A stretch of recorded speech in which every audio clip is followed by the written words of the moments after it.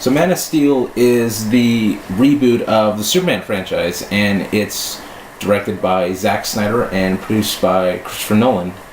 So when you have those two team up together, you know you're going to get something pretty awesome, and especially with Superman, a guy that really needs to be rebooted, well, you're also going to get something fantastic. So the story of Man of Steel is, it's basically the origin story of Superman. It's how he becomes the hero to give the world hope, essentially. So it's basically like the same origin story that we all know, but the difference is there's a lot more humanity to the story and a lot more, a lot more relatability to the character of Superman. Now, Superman is played by Henry Cavill, who was a British guy playing an American icon. That doesn't matter because he was fantastic as Superman. One of the things I liked about him as Superman was that he had, the humanity of Superman, and you see that, a lot through this movie. Because one of the things I was a little critical of with the Christopher Reeve Superman movies, in the first two, was that it didn't really show the humanity of Superman. It just showed basically just, Superman in the costume, that was it. And this Superman really analyzed Superman and showed just, the kind of person he is, the kind of person that, he is without the costume. And that was really cool to see. And aside from that, he just looks like Superman. He has just that Boy Scout attitude that Superman is known for, so that was really cool to see.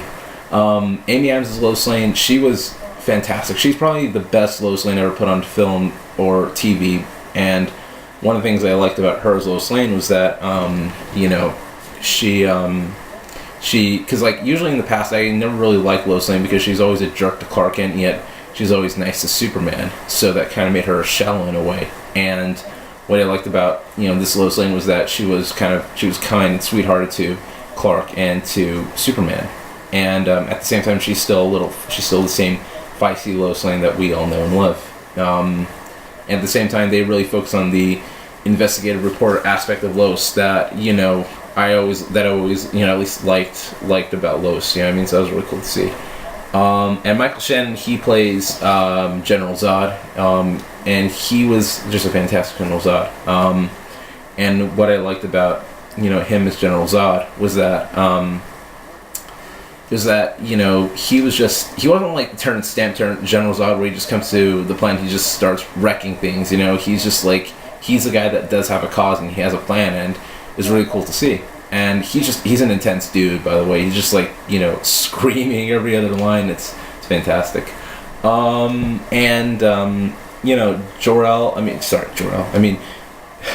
Costner and Russell Crowe, they play Jonathan Kent and Jor-El, who are the fathers to Superman in a lot of ways. And I always felt from reading the Superman comic books as a kid that Superman got his DNA from Jor-El, but his spirit from Jonathan Kent. And they really do show that and analyze that a lot, especially because Kevin Costner was fantastic as Jonathan Kent. Russell Crowe was a great Jor-El. He's probably one of the best parts of the movie, in my opinion. And they're just fantastic, you know what I mean?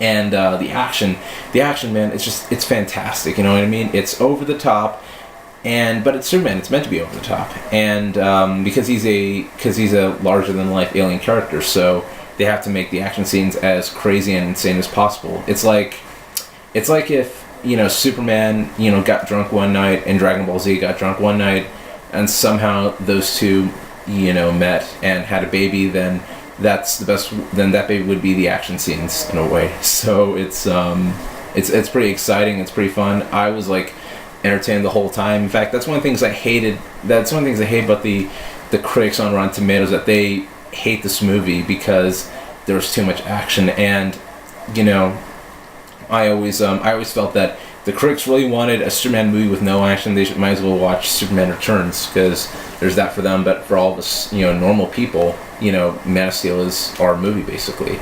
So there's that. And the score to this movie, the score by Hans Zimmer, it's phenomenal. It's driving, it's epic, and it does feel like the theme that this Superman should need, you know what I mean? And it wasn't trying to copy off, or it wasn't trying to top the John Williams score. Was trying to be its own thing, but I feel that it totally topped the John Williams score, so that was fantastic.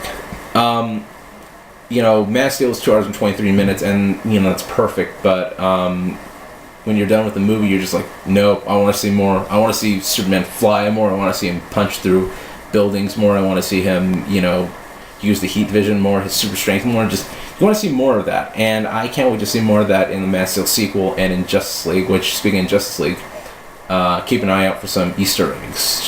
You really got to really pay attention to the small Easter eggs, because they do definitely allude to Justice League. But overall, Man of Steel is a great movie. It reboots the Superman franchise in such an amazing way. You had a good Superman, a great cast.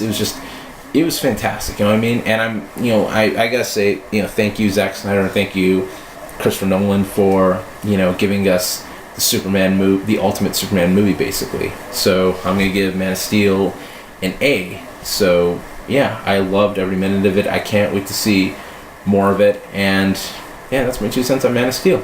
So I'll talk to you later.